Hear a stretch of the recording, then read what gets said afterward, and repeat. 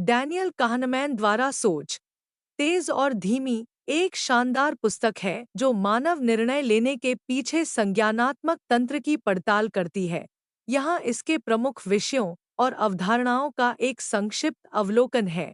एक सोच की दो प्रणालियाँ, सिस्टम एक, फास्ट, ऑटोमैटिक, इंट्यूटिव और अचेतन, यह थोड़े से प्रयास और स्वैच्छिक नियंत्रण की भावना के साथ जल्दी से संचालित होता है।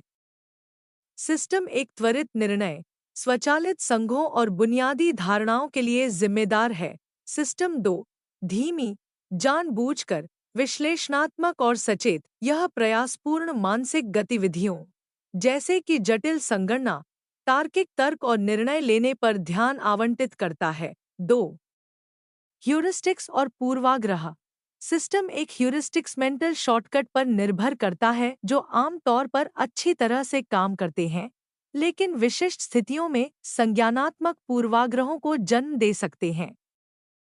उपलब्धता ह्यूरिस्टिक, किसी घटना की आवृत्ति या संभावना को देखते हुए कि यह कितनी आसानी से दिमाग में आता है।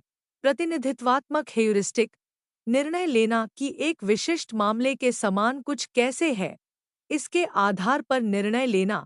एंकरिंग और समायोजन, निर्णय लेते समय जानकारी के पहले टुकड़े, एंकर, पर बहुत अधिक भरोसा करना। 3, संभावना सिद्धांत, kahneman और अमोस टावर्स्की द्वारा विकसित। प्रोस्पेक्ट थ्योरी बताती है कि कैसे लोग अनिश्चितता के तहत निर्णय लेते हैं। प्रमुख अवधारणाओं में हानि का लाभ, समतुल्य लाभ प्राप्त करने पर नुकसान से बचने की प्रवृत्ति और एक संदर्भ बिंदु के सापेक्ष लाभ और हानि के बीच अंतर शामिल हैं। 4, अति आत्मविश्वास, व्यक्ति अपने निर्णयों और क्षमताओं में अत्यधिक आश्वस्त होते हैं, अक्सर अनिश्चितता को कम करते हैं और अपनी शुद्धता को कम करते हैं। 5, फ्रेमिंग प्रभाव, निर्णय इस बात से प्रभावित हो सकते हैं कि जानकारी कैसे प्रस्तुत की जाती है या फंसाया जाता है। फ्रेमिंग प्रभाव दर्शाता है कि लोगों की पसंद को काफी बदल दिया जा सकता है जिस तरह से विकल्पों का वर्णन या फंसाया जाता है, भले ही अंतर्निहित जानकारी समान हो। 6, माध्य के प्रति प्रतिगमन, चरम घटनाओं या आउटलेस के लिए समय के साथ औसत की ओर वापस जाने की प्रवृत्ति। कहमैन ने चर्चा की कि कैसे इस घटना से डेटा या घटनाओं की गलत व्याख्या हो सकती है। 7, खुशी और कल्याण, kahneman स्वयं के अनुभव के बीच अंतर करता है, जो वर्तमान क्षण में रहता है और भावनात्मक और शारीरिक अनुभवों से गुजरता है, और याद करने वाला स्वयं, जो यादों का निर्माण करता है और जीवन की संतुष्टि का मूल्यांकन करता है।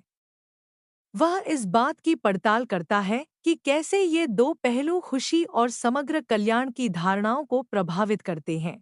8, सिस्टम एक और सिस्टम दो इंटरैक्शन, इन दोनों प्रणालियों के बीच परस्पर क्रिया को समझना यह पहचानने में मदद करता है कि जब सहज ज्ञान युक्त निर्णय पक्षपाती या दोषपूर्ण हो सकते हैं और जब अधिक जानबूझकर विश्लेषणात्मक सोच आवश्यक है। 9, निर्णय लेने के लिए निहितार्थ, संज्ञानात्मक पूर्वाग्रहों और सहज ज्ञान युक्त सोच।